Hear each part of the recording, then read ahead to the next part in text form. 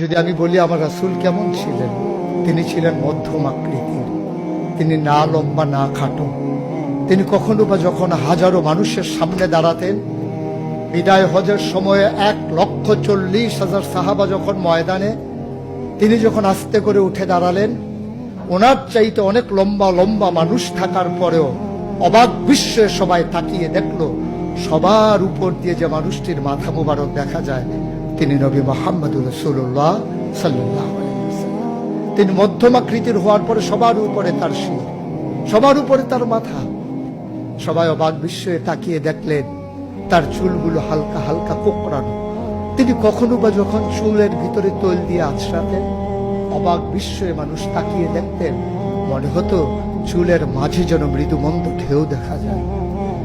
তার কপালটা ছিল চওড়া শুভ্র, তার চোখের ভ্রুগুলো ছিল ধনুকের মতো বাঁকা, তার চোখগুলো ছিল টানা টানা ভাসা ভাসা, তার চোখের পাতাগুলো ছিল গোলাপের পাপড়ির মতো। তিনি কখনো বা যখন চোখের পলক ফেলতেন, অবাক বিস্ময়ে মানুষ তাকিয়ে দেখতেন, মনে হতো মৃদুমন্দ বাতাসে গোলাপ পাপড়ি দোল খাচ্ছে। তার চোখের সাদা অংশ ছিল রক্তিমাভ সাদা, কালো অংশ ছিল তার কৃষ্ণ কালো। তার ঠোঁটগুলো ছিল গোলাপি রঙের, তার নাকটা ছিল খাড়া, ছিদ্রগুলো ছিল ছোট ছোট, নাকের নিচে ঠোঁটের উপরে ছিল চিকন সরু গোঁফ। তিনি কখনো বা যখন মুচকি হাসতেন, তার গোলাপি রঙের ঠোঁট দুটো যখন একটু ফাঁক হয়ে যেত আর দাঁতগুলো যখন বের হয়ে যেত, মানুষ অবাক বিস্ময়ে খুঁজত কোথাও যেন বিজলি চমকিয়েছে। তিনি যখন প্রচন্ড গরমের মাঝে ঘেমে সিক্ত হতেন, কপালে তার মুক্তার দানার মতো ঘাম জমে যেত। তিনি যখন দৌড়ে দৌড়ে তার বিবিদের ঘরে যেতেন, আমাদের মায়েদের ঘরে, আল্লাহ রাসূল সাল্লাল্লাহু আলাইহি সাল্লাম ঘরে ঢোকার পরে মায়েরা দেখতেন কপালের মাঝে মুক্তার দানার মতো বিন্দু বিন্দু ঘাম জমে আছে। মায়েরা বলতেন, গুস্তাকি মাফ কর দিজিয়ে, বেয়াদবি মাফ করবেন, আপনি চুপটি করে একটু বসুন। নবীকে বসিয়ে ওরা ছোট্ট শিশু খুঁজে বের করতেন, অতি যত্নে পরম আদরে তার কপালের ঘামগুলো তারা শিশির ভিতরে ভরে মুখ বন্ধ করে রেখে দিতেন। ঈদ যখন আসতো, বিয়ে যখন হতো, জমানো ঘাম তারা আতর হিসেবে ব্যবহার করতেন। এ নবী তো সে নবী, হেঁটে গেছেন 1 মাস আগে রাত পথ ধরে, যাওয়ার পরে তিনি তো চলেই গেছেন।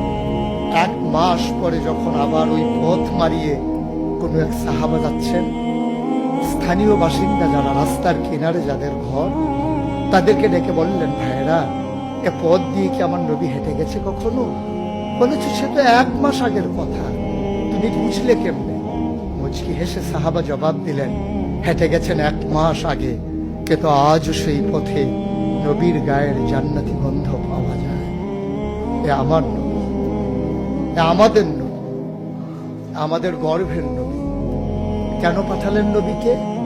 লাকাদ কানা লাকুম ফি রাসূলিল্লাহি উসওয়াতুন হাসানা। তিনি মডেল, তিনি আইডল, তিনি আইকন, তিনি অনুপম আদর্শ, তিনি আমাদের জন্য উসওয়াতুন হাসানা। তিনি পথ দেখিয়েছেন কেমন করে একটা ছেলে তার মায়ের কাছে ভালো সন্তান হতে পারে।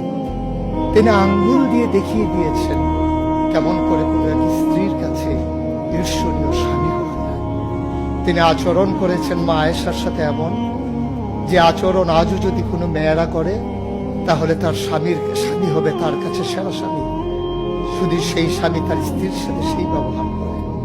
আল্লাহ রাসূল সাল্লাল্লাহু আলাইহি সাল্লাম আদরের নাতি হাসান হুসাইনের সাথে এমনই মধুর ব্যবহার করেছেন। কেউ যদি সেরা নানা হতে চায়, কেউ যদি সেরা দাদা হতে চায়, সেজন্য নবীজি যে আচরণ করেছে হাসান হুসাইনের সাথে, সেই আচরণ করেছে তার নাতনি নাতনির সাথে, তাহলে সে হয়ে যাবে সেরা নানা। কেউ যদি আদর্শ শিক্ষক হতে চান, কেউ যদি হতে চান উত্তম আদর্শের অনুসারী, তাইলে আল্লাহ রাসূল সাল্লাল্লাহু আলাইহি সাল্লামকে আল্লাহ নিজেই জানিয়ে দিলেন যে আমি তো আপনাকে দান করেছি, ইন্নাকা লাআলা খুলুকিন আযীম, আপনি হচ্ছেন উত্তম থেকে উত্তমতর চরিত্রের অধিকারী। চরিত্র হচ্ছে 3 রকম, খুলুকুল হাসান, খুলুকুল করিম, খুলুকুল আযীম। খুলুকুল হাসান মানে হচ্ছে আপনাকে একজন গালি দিয়েছে, আপনি হুবহু সেই গালিটা দিয়েছেন। আপনাকে বলেছে তুমি বদ, আপনি বলেছেন আমি না, তুমি বল। এটা হচ্ছে হাসান। আপনাকে বলেছে তুমি সাংঘাতিক খারাপ, আপনি চুপ মেরে হেঁটে চলে গেছেন মাথা নিচু করে, আপনি হচ্ছেন খুলুকুল কারীম। আর আপনাকে বলা হলো তুমি খুব খারাপ মানুষ, আপনি চুপ করে তো চলে গেলেনি, মসজিদে গিয়ে আপনি হাত উঠিয়ে দোয়া করছেন মাওলা। সে হয়তো বুঝেনি, সে যদি বুঝতো আমাকে হয়তো বলতো না, তার জন্য উল্টা আপনি দোয়া করে দেবেন। এটাকে বলে খুলুকুল আযীম, যেটা ইন্নাকা লা আলা খুলুকিন আযীম। আল্লাহ বলছেন, ও নবী, আমি হলাম সর্বোত্তম মর্যাদার অধিকারী, আর আপনি হচ্ছেন সর্বোত্তম চরিত্রের অধিকারী। সুতরাং যার কোনো তুলনা হয় না, তুলনা মেলা ভার, জুড়ি মেলা ভার।